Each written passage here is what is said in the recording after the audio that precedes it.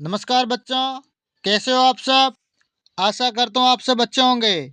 आज मैं आपके लिए लेकर आया हूँ अर्धवार्षिक परीक्षा कक्षा से विषय विज्ञान का मॉडल पेपर, जो आपकी आने वाली अर्धवार्षिक परीक्षा के लिए मोस्ट इम्पोर्टेंट प्रश्न रहेंगे। तो आप सबसे निवेदन है कि वीडियो को पूरा देखें और चैनल को सब्सक्राइब करें। चलो वीडियो शुरू करते हैं। सही उत्तर कोष्टक में लिखे, यानी आगे जो प्रश्न दिए गए हैं उनके जो सही उत्तर है वो हमें कोष्टक में लिखने हैं। पहला प्रश्न, नाइट्रोजन तथा ऑक्सीजन दोनों गैसें मिलकर वायु का कितना भाग बनाती है। यानी ऑक्सीजन और नाइट्रोजन गैस दोनों मिलकर वायु का कितना प्रतिशत भाग बनाती है। 19%, 99%, 1%, 50%। ऑप्शन नंबर ब 99%। यानी नाइट्रोजन तथा ऑक्सीजन दोनों को मिला दिया जाए तो वायु का 99% भाग बन जाता है। वे पदार्थ जो चुंबक की ओर आकर्षित नहीं होते हैं क्या कहलाते हैं। यानी वे पदार्थ जो चुंबक की ओर आकर्षित नहीं होते हैं उसे हम क्या कहते हैं। प्रतिकर्षी, अचुंबकीय, चुंबकीय, इनमें से कोई नहीं।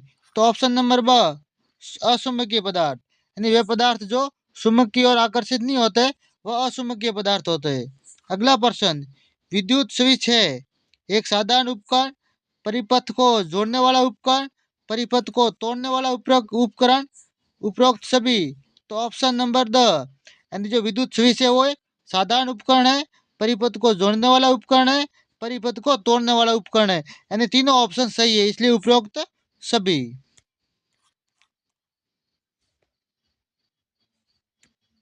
अगला प्रश्न, किसी वस्तु की छाया देखने के लिए निम्न में से किसकी उपस्थिति आवश्यक है।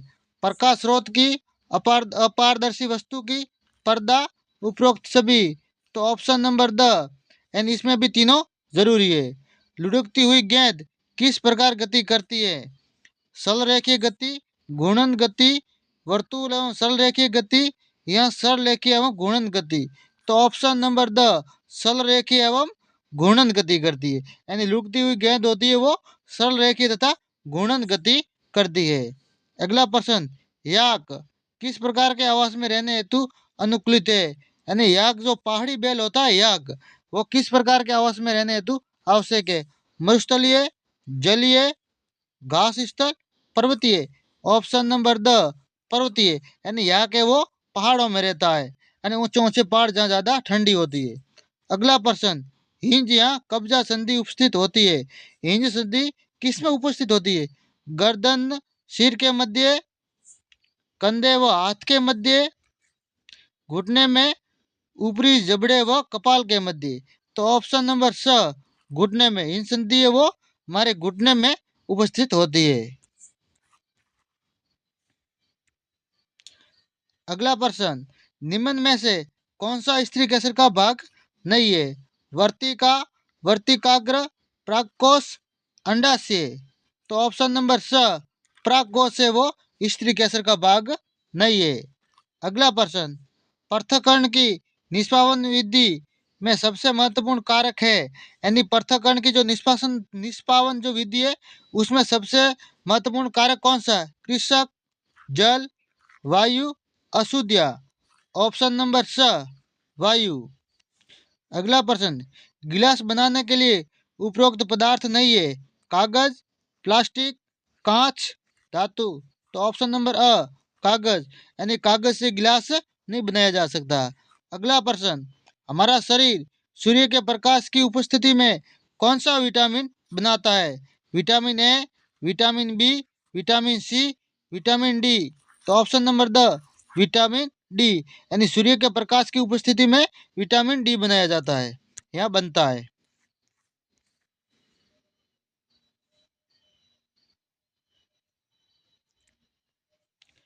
हाँ। अगला प्रश्न, रिक्त स्थानों की पूर्ति कीजिए। यानी आगे जो प्रश्न दिए गए हैं उनकी हमें खाली जगह भरनी है।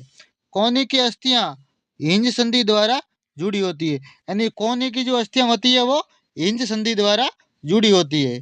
पुष्प के केंद्र में स्थित भाग को स्त्री केसर कहते हैं।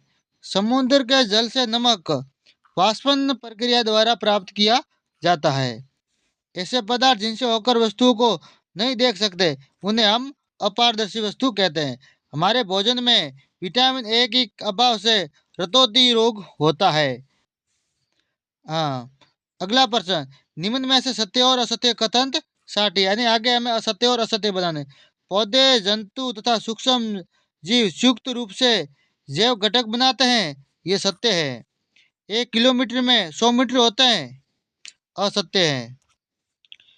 जब प्रकाश के पथ में कोई अपारदर्शी वस्तु आती है तो छाया बनती है, असत्य है।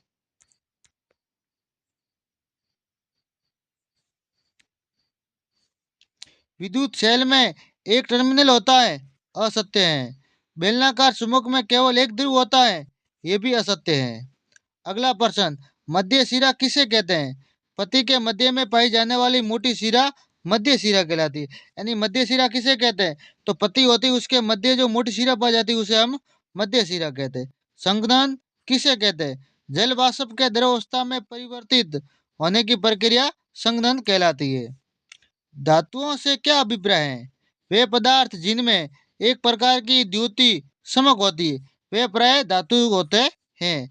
यानी धातुओं से अभिप्राय, धातु हमेशा समकीली होती है। स्कर्वी रोग के कोई 2 लक्षण, मसूड़ों से खून निकलना, घाव भरने से अधिक समय लगना। यानी घाव भरने में अधिक समय लगना।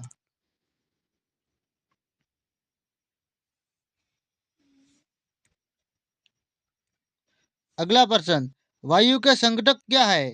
वायु अनेक गैसों का एक मिश्रण है। इसमें 99% भाग में 2 मात्र गैसें नाइट्रोजन और ऑक्सीजन पाई जाती।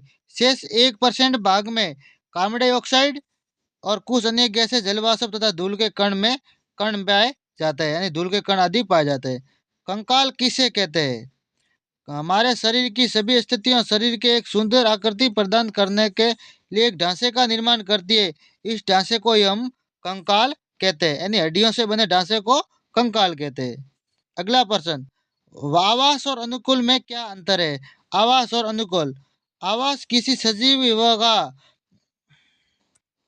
आवास किसी सजीव का वह परिवेश होता है जिसमें वह रहता है, जबकि अनुकूल किसी पौधे या जंतु में पाए जाने वाली विशिष्ट संरचना एवं स्वभाव होता है जो उन्हें किसी परिवेश में रहने के योग्य बनाता है, वो होता है अनुकूल।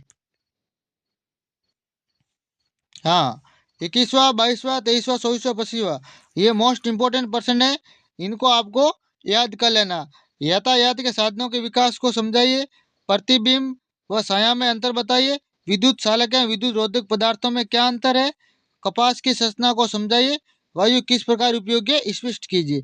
ये मोस्ट इंपोर्टेंट पर्सन है।